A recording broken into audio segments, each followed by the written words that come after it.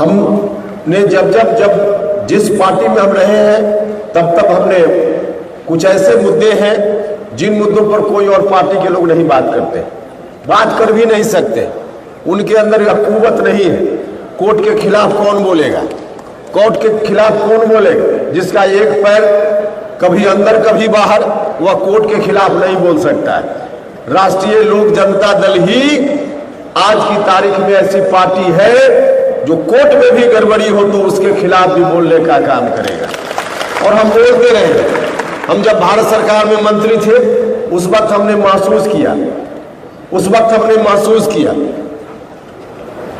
देश के शासन के जो 3 अंग हैं उसमें न्यायपालिका का सबसे ज्यादा महत्व आज की तारीख में, सबसे ज्यादा महत्व न्यायपालिका का है।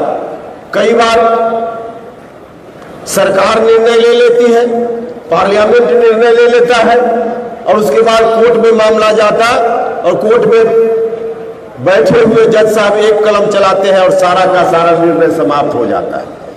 भाइयों और मित्रों, ऐसा इसलिए हो रहा है कि कोर्ट में जो बैठे हुए लोग हैं वहां सोशल डाइवर्सिटी नहीं है। कोर्ट में जो बैठे हुए लोग हैं उनको जनता की भावना से कोई लेना देना नहीं। कोर्ट में जो बैठे हुए लोग हैं उनको गांव के लोग किस तरह से अपना जीवन जीते हैं, उनको न्याय मिल रहा है कि नहीं मिल रहा है, न्याय देने के लिए सबसे बड़ी संस्था जो जवाबदेह है उसी संस्था में आज अन्यायपूर्ण व्यवस्था है, उसी संस्था में अन्यायपूर्ण व्यवस्था है। इसके खिलाफ भी हम बोलते रहे। और अन्यायपूर्ण व्यवस्था इसलिए है कि कोर्ट में बैठे हुए लोगों ने खुद ही ऐसी व्यवस्था कर ली। हिंदुस्तान के संविधान में कहीं से नहीं लिखा हुआ है कि हाई कोर्ट और सुप्रीम कोर्ट में जो जजों की बहाली होगी। आज जिस तरह से हाई कोर्ट और सुप्रीम कोर्ट में जज बहाल हो रहे हैं, संविधान में उस बात का उल्लेख नहीं है जिस रूप में आज बहाली हो रही है। जिस सिस्टम से बहाली हो रही, कॉलेजियम सिस्टम, इसका उल्लेख हिंदुस्तान के संविधान में नहीं है। हिंदुस्तान का संविधान इस बात की इजाजत नहीं देता है। लेकिन जिन लोगों के ऊपर यह जवाबदेही है, सुप्रीम कोर्ट और हाई कोर्ट में जज बन गए, उन लोगों ने खुद ही अपने पक्ष में एक सिस्टम बना लिया जिसको हम कॉलेजियम सिस्टम के नाम से जानते हैं। और कॉलेजियम सिस्टम में, उस सिस्टम के माध्यम से जो बहाली की प्रक्रिया है, भाइयों और मित्रों, दुनिया में ऐसा कोई उदाहरण नहीं मिलेगा जिस तरह से बहाली की प्रक्रिया आज सुप्रीम कोर्ट और हाई कोर्ट के जजों के लिए है। वास्तव में सुप्रीम कोर्ट और हाई कोर्ट में जज लोग नहीं बहाल हो रहे। सुप्रीम कोर्ट और हाई कोर्ट में जो रिटायर करने वाले लोग होते हैं उनका उत्तराधिकारी बहाल होता है। जज नहीं बहाल होते, उत्तराधिकारी बहाल होता है। और नतीजा है इसका नतीजा है कि देश में, इतना बड़ा हमारा देश है, 130 करोड़ से ज्यादा लोग हिंदुस्तान में रहते हैं। इतना बड़ा देश, और इतना बड़ा देश में जो सुप्रीम कोर्ट और हाई कोर्ट में जजों की बहाली की प्रक्रिया है, उसका परिणाम है कि सिर्फ 250-300 परिवार के ही अधिकांश लोग, 80% लोग जज के रूप में इन्हीं परिवारों के लोग बहाल होते रहे हैं। सिर्फ 250 और 300 परिवार के लोगों का कब्जा है। आप पता कर लीजिए, कोई जज बनने की बात, कोई साधारण परिवार का कोई नौजवान जज बनने की बात कर ही नहीं सकता। जिस सिस्टम में 250 और 300 परिवार के लोग जज बन रहे हो, इस सिस्टम में गरीब लोगों को न्याय मिल सकता है क्या? नहीं मिल सकता है, नहीं मिल रहा है। वहां कोई सोशल डाइवर्सिटी नहीं है।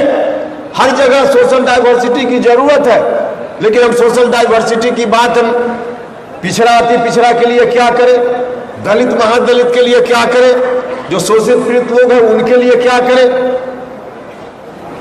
सुप्रीम कोर्ट और हाई कोर्ट में इन वर्गों से जज, ओबीसी समाज का कभी कभी एकाध कोई जज मिल जाएगा, दलित महादलित समाज का भी एकाध कोई जज मिल जाएगा। नहीं होते हैं लोग जज। सुप्रीम कोर्ट और हाई कोर्ट में जज के रूप में इनकी बहाली नहीं होती।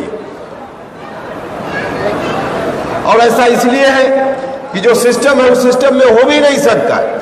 और इस सिस्टम में न सिर्फ दलित महादलित पिछड़ा अति पिछड़ा समाज के लोग, बल्कि सवर्ण समाज का भी, ब्राह्मण परिवार का, भूमिहार परिवार का, राजपूत परिवार का भी कोई नौजवान जो गरीब परिवार से आता है, पढ़ने में चाहे जितना भी तेज हो, कितना भी मेरिट उसके पास हो, वह चाहे कि मेहनत करके सुप्रीम कोर्ट और हाई कोर्ट में हम जज बन जाए, उसके पास पैसा नहीं, पहुंच नहीं, पैरवी नहीं, तो वह भी जज नहीं बन सकता है, वह भी जज नहीं बन सकता है।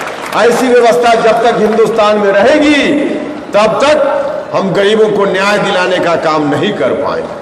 तब तक जिस विरासत की बात हम कर रहे हैं, जननायक कर्पूरी ठाकुर जी की विरासत की बात, शहीद जगदेव बाबू की विरासत की बात, स्वामी सहजानंद सरस्वती की विरासत की बात, सम्राट अशोक की विरासत की बात, हम उस विरासत के अनुकूल समाज का निर्माण नहीं कर पाए। इसलिए इस मुद्दा को भी आगे ले चलने की जरूरत है। इस मुद्दा को भी हम अपने एजेंडा में शामिल करेंगे, तो इसको भी आगे ले चलने की जरूरत है। भाई और मित्रों,